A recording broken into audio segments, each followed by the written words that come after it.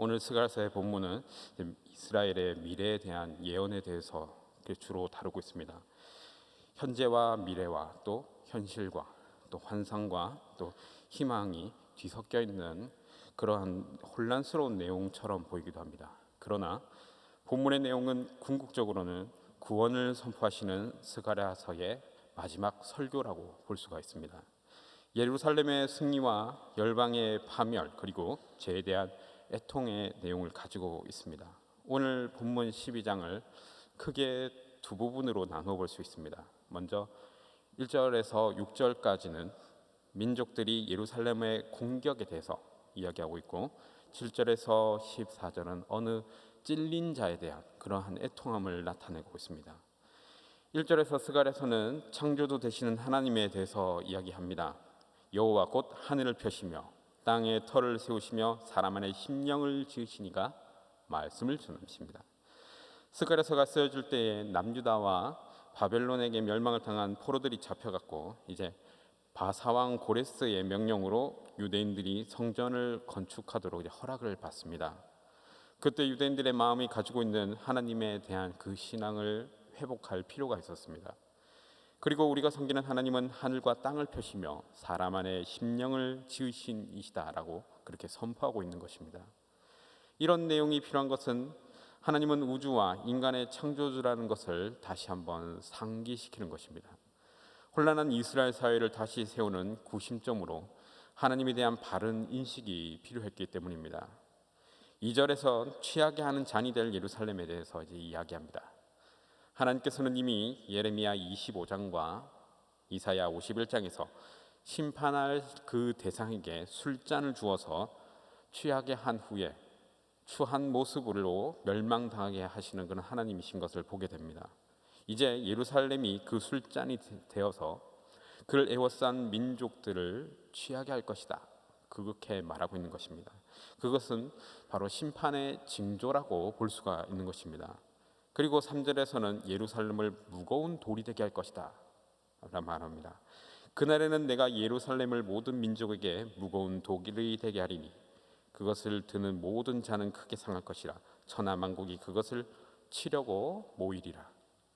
여러 민족들이 무거운 돌인 줄도 모르고 이스라엘을 치려고 몰려드나 그들은 자신들의 어리석음으로 인해 크게 상하게 될 것이다 라고 예언을 합니다. 또한 4절에서 여호와가 말하노라. 그날에 내가 모든 말을 쳐서 놀라게 하며 그 탄자를 쳐서 미치게 하되 유다 족속은 내가 돌보고 모든 민족의 말을 쳐서 눈이 멀게 하리. 이 구절에서 좀 더 현실적인 묘사가 나타납니다. 말과 말을 탄 자는 교만과 자만에 대한 암시입니다. 말과 말을 탄 자에 대해서 고대인들은 공포심과 위압감을 그렇게 느꼈을 것입니다. 그런 말과 이러한 기병대들을 하나님께서는 쳐서 놀라게 하실 것이고 눈을 멀게 할 것이다 라고 말씀하십니다. 하나님은 내가 돌보고라고 이렇게 말씀하시면서 이는 하나님께서 그들을 주목해 보시고 보호할 것을 그렇게 의미합니다. 5절과 6절에서 그날에 유다의 지도자들은 화로와 횃불이 될 것이다 이렇게 말씀하십니다. 예루살렘은 주변 민족들이 와서 건드리고 싶어하는 미끼처럼 보일 것이다 라는 것입니다. 그러나 예루살렘이 가까이 오면 화로와 횃불 같은 유다의 지도자들에 의해 모두 패할 것이다 라고 말하는 것입니다. 예루살렘은 다시 사람들이 안전하게 거주하는 평화의 도시가 될 것이다 라고 이렇게 말씀하시는 겁니다. 7절에서 여호와가 먼저 유다 장막을 구원하리니 이는 다윗의 집의 영광과 예루살렘 주민의 영광이 유다보다 더하지 못하게 하려 함이라. 이것은 창세기 12장에서 하나님께서 아브라함에게 하신 그 약속을 다시 한번 기억나게 하는 것입니다. 너를 축복하는 자에게는 내가 복을 내리고 너를 저주하는 자에게는 내가 저주하리니 땅의 모든 족속이 너로 말미암아 복을 얻을 것이다. 예루살렘과 온 유다에는 영광이 유다를 대적하는 나라들에게 멸망이 찾아올 것입니다. 구원은 심지어 예루살렘 이전에 먼저 유다 장막에 임할 것입니다.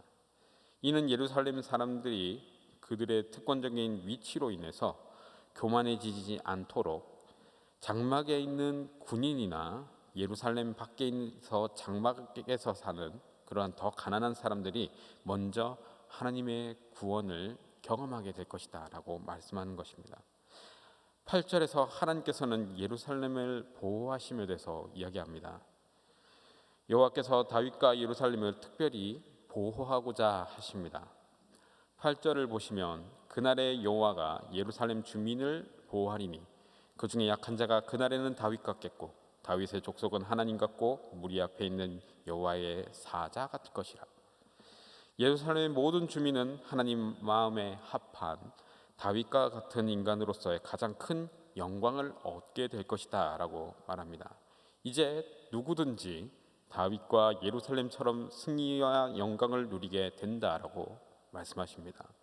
다윗의 족속은 언제나 하나님 같고 천사 같겠으니 이제는 아무리 약한 자라 할지라도 다윗과 같다라고 그렇게 말씀하시는 것입니다. 9절과 10절 보시면 9절에서 예루살렘을 치러 오는 이방 나라들의 그날에는 내가 멸하기를 힘쓰겠다라고 말씀하십니다. 그리고 10절에서는 내가 다윗의 집과 예루살렘 주민에게 은총과 간구의 심령을 부어주리니 그들이 그 찌른 바 그를 바라보고 그를 위하여 애통하기를 독자를 위하여 애통하듯 하며 그를 위하여 통곡하기를 장자를 위하여 통곡하리듯 하리로다. 이 구절에서 이제 본문을 보시면은 그 찔린 자는 바로 하나님을 의미한다고 볼 수 있습니다. 즉 하나님이 찔리셨다라고 그렇게 볼 수가 있습니다. 이 해석이 굉장히 좀 쉽지 않은 구절이기도 합니다. 이런 해석이 여러 번역본에서는 그냥 찔린 자를 두루뭉술하게 그냥 그라고 그렇게 번역이 되어 있습니다. 그러나 요한복음 19장 37절에 보니까 또 다른 성경에 그들이 그 찌른 자를 보리라 하였느니라 라고 그렇게 되어 있습니다. 바로 스가랴 12장 10절에서 그들이 찌른 자가 바로 옆구리에 창이 찔리신 그 예수님을 가리키는 것입니다. 그리고 이후 11절에서 14절은 온통 애곡하는 부분입니다. 그 찔린 자로 인하여서 통곡이 있을 것이다 라고 합니다. 그래서 따로 할 것이다 따로 할 것이다 라고 하는 구절들이 그렇게 애통할 것이다 라는 뜻입니다. 통곡은 종말론에 자주 등장하는 마지막 날에 혼돈과 공포의 시기에 있을 통곡을 의미한다고 볼 수 있습니다. 그 마지막 고통의 시기에 이제 출산의 고통으로 묘사하기도 합니다. 출생의 기쁨을 만끽을 하려면 반드시 출산의 고통을 겪어야 하는 것처럼 종말에 되었을 때에는 반드시 혼돈과 공포의 시기를 겪어야 하게 될 것이다 라는 것입니다. 이러한 상황에서 이 미스테리하게 여겨지는 이 찔린 자는 예수 그리스도로 보는 것이 적절할 것입니다. 오늘 본문은 이스라엘의 경고에 대해서 이제 시작합니다. 하나님이 그들을 회복시키기 전에 다른 나라들이 이스라엘에게 침략을 당하게 될 것입니다. 하지만 이스라엘은 이제 열국의 공포로는 무너지지 않을 것이다 라고 본문이 이야기하십니다. 침공당하는 이스라엘이 망하는 대신 이스라엘에 쳐들어온 나라들이 비틀거리고 눈이 멀게 될 것이다 라고 말합니다. 하나님이 자기 백성을 보호하시기 때문입니다.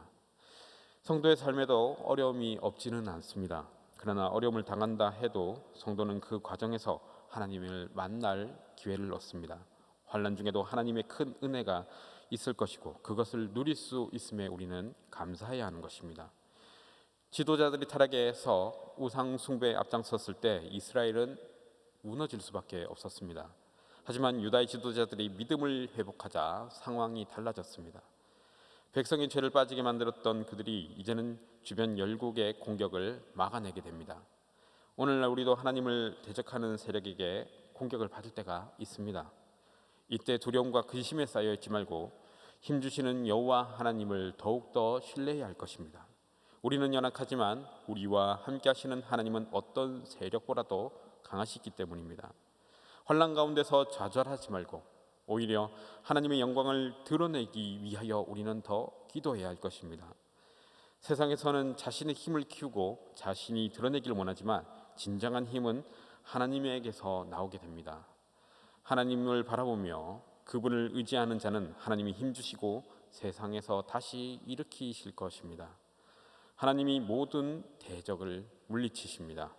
그러나 환란이 사라졌는데 예루살렘에 큰 애통함이 있었습니다. 그 애통함이 백성들에게 임한다라고 말합니다. 바로 죄의 심각성을 깨달았기 때문입니다. 회개와 은혜의 역사는 이렇게 이루어집니다. 하나님은 은총과 간구하는 그 심령을 부어주실 때에 죄를 깨닫도록 하시고 하나님께 대한 근본적인 그 마음의 태도를 바꾸게 하십니다. 애통하는 심령을 갖기 위해서 우리는 기도해야 합니다. 우리는 하나님이 축복을 주시는 것보다 예수님의 보혈의 마음을 더 새기는 일에 더욱 감사하고 감격해야 합니다.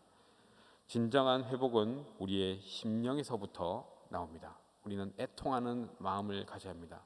예수님께서 마태복음에서 애통한 자에게는 천국이 임하실 것이다 라고 말합니다.